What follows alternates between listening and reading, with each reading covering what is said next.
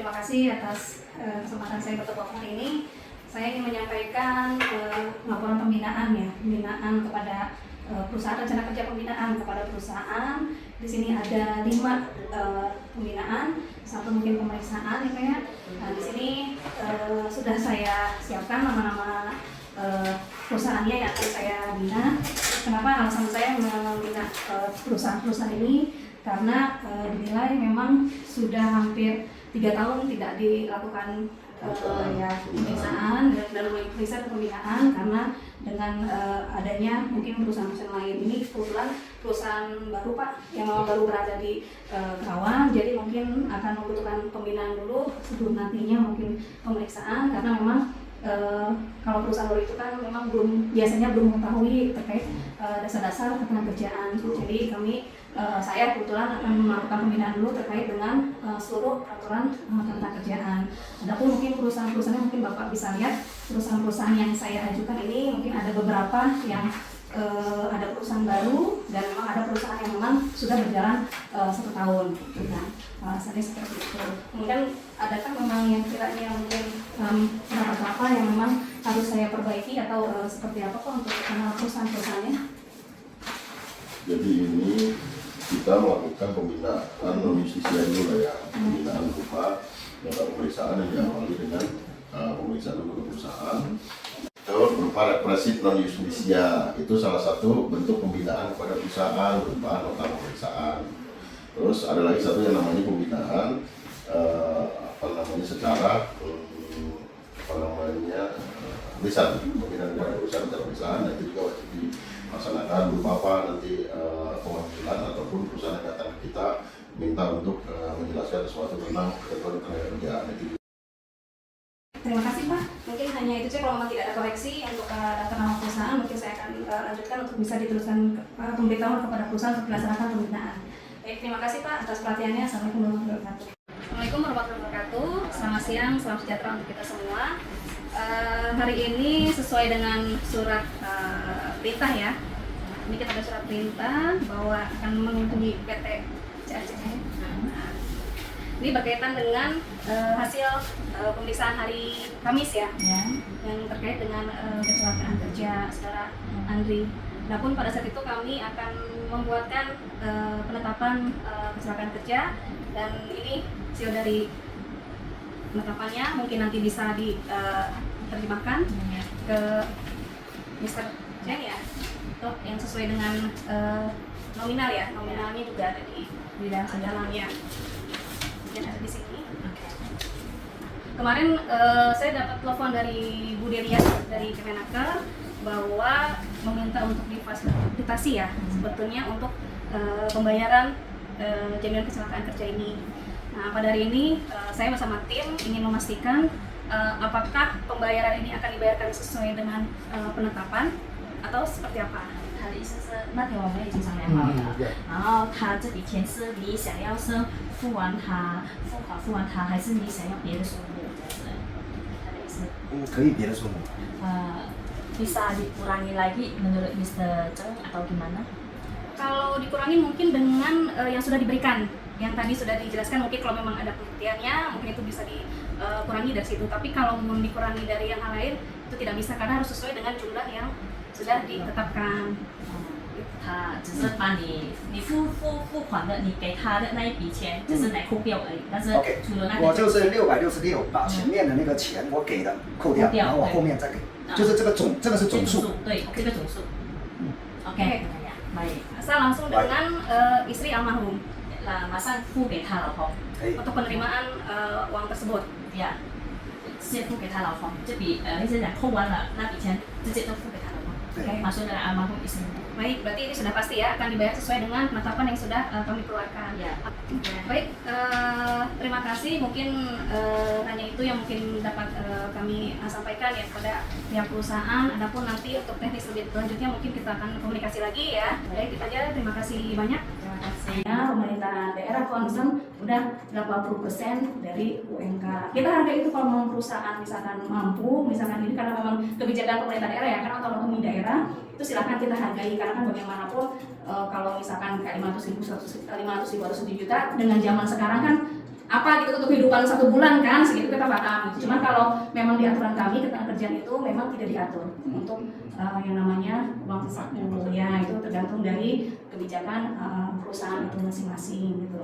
Ya saya harapkan sih perusahaan lebih kedepannya mungkin ya kalau memang ada niat untuk melaksanakan pemagangan agar lebih kooperatif kepada kami. Jadi sebelum melaksanakan pemagangan untuk itu tadi koordinasi, jangan sampai nanti setelah ada pemagangan nanti ada kesalahan padahal ingin membantu program pemerintah tapi memang ternyata ada pelanggaran dan memang ada sanksinya. Jadi perusahaan juga kan istilahnya, saya kan bantu program pemerintah tapi saya juga nanti kena sanksi, ya itu tadi boleh mengikuti program pemerintah, tetapi kan harus ada syarat-syarat yang harus terpenuhi, harus ada izin pemagangan, penyelenggaraan pemagangan, anak-anaknya harus didaftarkan di BPJS, lalu anak-anaknya harus ada kerjasama, perjanjian kerjasama antara pemagangan antara anak-anak dengan perusahaan, dan itu harus didaftarkan seperti pencatatan PKWT itu seperti itu. Jadi karena dianggap magang belajar inilah biarin aja, tidak seperti itu semata-mata gitu. Dan itu mungkin bisa jadi pertimbangan karena mungkin situasi kondisi perusahaan di sini kan lagi agak tidak baik-baik ya Pak ya,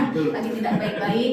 Jangan sampai ini kan Bapak Gubernur kita kan mau kan itu tadi kan menyerap tenaga kerja sebaik-baik mungkin ya, sebaik-banyaknya ya, mudah-mudahan dengan bisa menyelenggarakan pemagangan itu kan bisa menyerap tenaga kerja, minimal meningkatkan skill teman-teman yang memang mau bekerja ya kan. Baik, mungkin ada lagi atau cukup? Cukup ya. Baik, terima kasih Pak atas perhatiannya. Mungkin kalaupun nanti ada yang mungkin lebih ditanyakan lagi, mungkin nanti bisa ke kantor atau by phone kiranya. Nanti insya Allah kalau memang saya bisa bantu, nanti saya akan bantu. Baik, terima kasih. Assalamualaikum warahmatullahi wabarakatuh. Terima kasih. Assalamualaikum warahmatullahi wabarakatuh. Selamat sore Pak. Saya ingin menyampaikan terkait hasil pemeriksaan yang berada di PTC yang beralamat di Dan Raya Kosambi, Curug, Dusun Carigan, Karawang Timur. Jenis usahanya peralatan elektronik Pak ya. Karyawannya mungkin sekitar 43 orang. Di sini kami memang mendapat pelaporan dari pengaduan ya dari penegak hukum atas dugaan adanya pidana ketenagakerjaan upah di bawah ketentuan. Nah, kami telah koordinasi dengan pihak pelapor dan pihak pelapor pun sudah memberikan lampiran-lampiran yang memang bisa untuk kami gunakan sebagai nanti kita ke perusahaan. Tadi sudah kita compare Pak, sudah kita samakan dan ternyata betul memang di sana adanya pelanggaran terhadap upah di bawah ketentuan. Tapi kebetulan hari ini pihak dari perusahaan PTC ini memang tidak dapat hadir kemudiannya karena memang sedang sakit dan sedang dirawat rumah sakit. Jadi kami tadi bertemu dengan perwakilan staf dari HRD dan memang dari staf HRD sudah mendapatkan juga Pak surat somasi dari lawyer tersebut ya, lawyer yang korban yang intinya minta agar pengaduan ini dilaksanakan istilahnya upahnya untuk disesuaikan dengan upah sesuai upah Karawang Pak ya.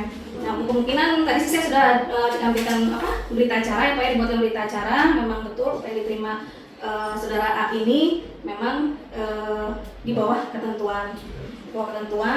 Tetapi memang kami belum mendapatkan informasi data-data terkait pekerjaannya saudara ini dari mulai kapan dia masuk sampai saat ini gitu ya. Yang mungkin tadi kurang lebih tadi dari staf HRD itu sekitar tahun 2025. Cuma nanti untuk bukti hitam di atas putihnya mungkin nanti akan dikirimkan sesuai dengan berita acara itu paling lambat 2 hari sejak ditandatangani berita acara. Nah, kemungkinan nanti di hari ketiga kami dari Pengawas Tenaga Kerjaan bisa membuat nota penetapan terkait kekurangan upah ya, kekurangan upah. Karena upah yang diterima saat ini itu sekitar 4 juta Pak. Jadi masih kekurangannya sekitar 1.500.000-an. Karena kan UMK di Karawang ini kan sudah 5.600.000 sekian Pak. Jadi memang harus disesuaikan. Cuma untuk berapanya itu harus kita minta lebih detail lagi karena terkait dengan penetapan. Jadi tidak bisa hanya dengan berita acara. Dan kami pun sudah menginformasikan secara by phone kepada pihak pengacara terkait hasil pemeriksaan dari PTC ini dan direspon dengan baik oleh pihak pengacara dan menunggu hasil dari pihak pengawas tenaga kerjaan. Baik Pak, mungkin hanya itu saja. Kalau memang data-data sudah selesai dan data sudah dikirimkan ke kami, mungkin langsung akan kami buatkan penetapan ya. Nanti setelah itu penetapan baru nanti kita akan kirimkan ke perusahaan agar perusahaan membayar kekurangan upah saudara A ini. Terima kasih Pak atas perhatiannya. Assalamualaikum warahmatullahi wabarakatuh. Assalamualaikum, selamat sore Pak. Saya ingin melaporkan hasil pemeriksaan khusus ya terkait kasus kecelakaan kerja yang berada di proyek CSCC. Adapun yang kami temui di lapangan adalah bahwa korban bukanlah pekerja dari perusahaan tersebut, melainkan anak perusahaan yang bernama PTX, di mana PTX ini sebetulnya berada posisinya bukan di Karawang, tetapi posisinya adalah berada di Jakarta. Saya sudah berkoordinasi dengan teman-teman dari kementerian sudah menyambut akan memfasilitasi terkait PTX ini yang berada di Jakarta. Pada saat pemeriksaan kita bertemu dengan Mr. Jeng. Mr. Jeng itu adalah pimpinan proyek PT CSCC, tapi beliau sebetulnya ingin membantu PTX ini karena untuk pekerjaan di PTX ini sebetulnya sudah selesai, sudah tidak ada. Nah makanya kami sudah membuat PT CSCC membuat surat pernyataan ya kesanggupan untuk membantu atau membayarkan terkait dengan kesanggupan pembayaran terhadap almarhum almarhum Ahmad Andri Nugraha. Dan ini bukti kesanggupan perusahaan. Selain bukti kesanggupan perusahaan, saya pun membuat berita acara untuk mengikat dari adanya surat kesanggupan ini karena kami berpikir dari produk pengawasan itu kan tidak ada namanya kesepakatan, tetapi yang ada itu produk berita acara pengambilan keterangan. Makanya kami membuat berita acara pengambilan keterangan pemeriksaan langsung kepada Mr. Zeng Sanzi dan memang menyatakan bahwa yang bersangkutan memang bekerja di proyek CSCC ya, betul.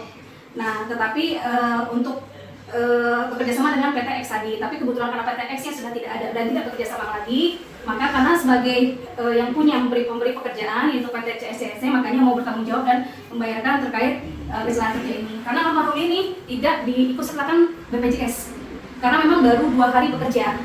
Jadi perusahaan memang belum diikutsertakan BPJS. Tetapi kalau untuk pekerja yang lainnya sudah ada dan sudah terdaftar dalam pesertaan BPJS untuk ini ya produksi kan. Nah, kita sudah membuat penetapan Pak di sini ya. Oke, di sini kita sudah membuat penetapan untuk saudara Andri. Di sini sekitar total ini yang akan diterima ini 666 juta. Tetapi memang pada saat kejadian pihak perusahaan sudah memberikan 60 juta pada saat di rumah sakit. Kemungkinan dari 666 juta ini akan dipotong dengan biaya rumah sakit sebelumnya. Nah ini dan sudah diterima oleh pihak CSCC dan kemungkinan minggu depan akan dibayarkan. Nah, akan dibayarkan nanti bukti pembayaran akan disampaikan ke UPTD mungkin secepatnya Pak. Itu sih Pak, mungkin itu saja mungkin bisa saya sampaikan. Untuk lebih lanjut terkait pembayarannya mungkin akan minggu depan saya akan sampaikan kembali.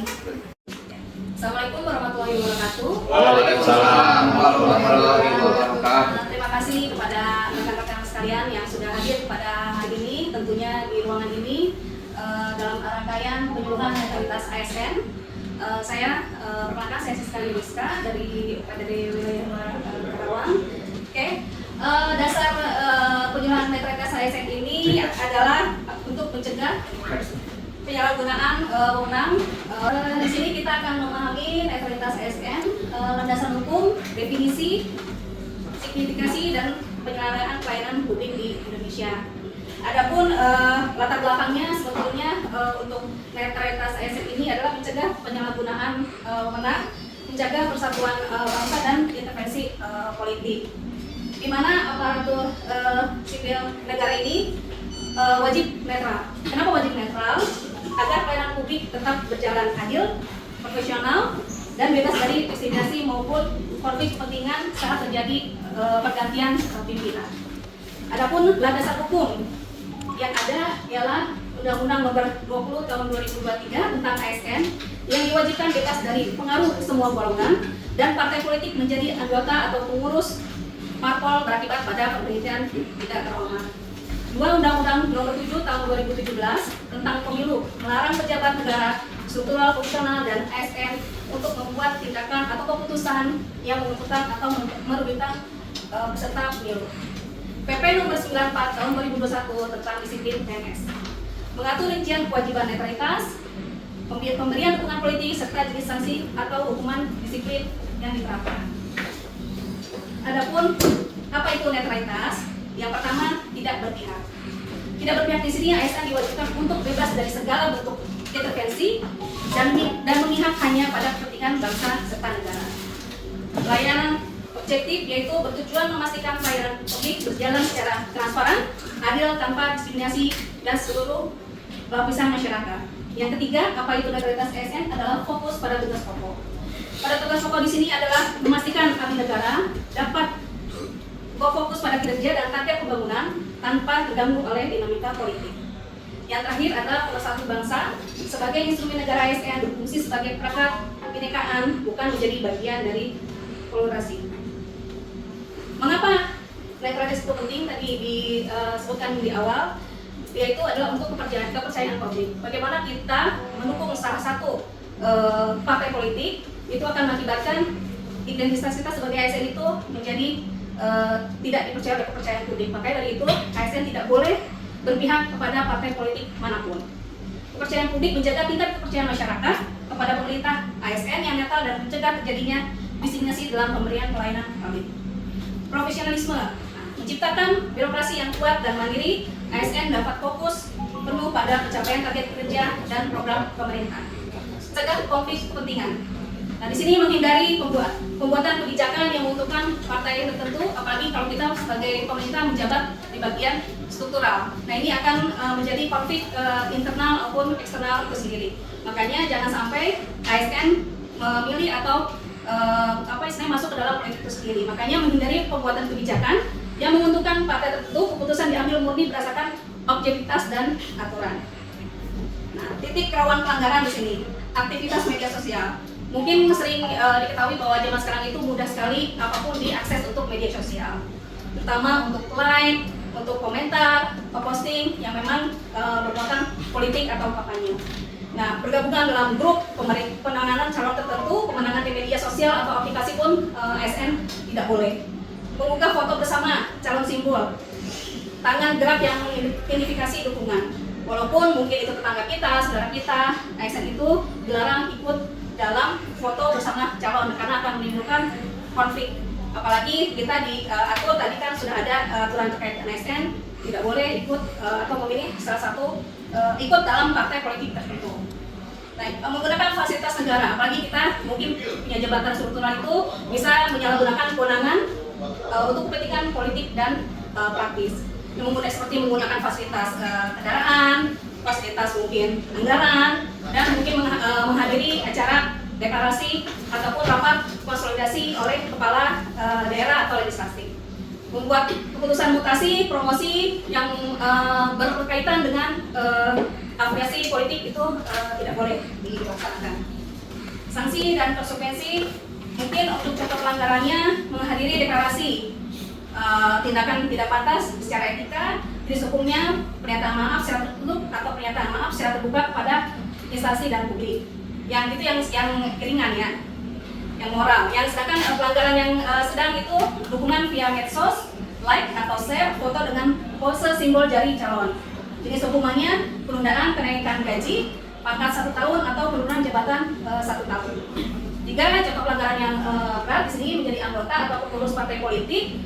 Tim sukses aktif gunakan fasilitas negara yaitu pembebasan jabatan, lonjong hingga pemberhentian secara tidak terhormat. Baik, komitmen bersama ASN sebagai perangkat bangsa, mari kita jaga integritas dan netralitas ASN di setiap waktu, khususnya di masa krusial seperti menjelang pilkada atau pemilu.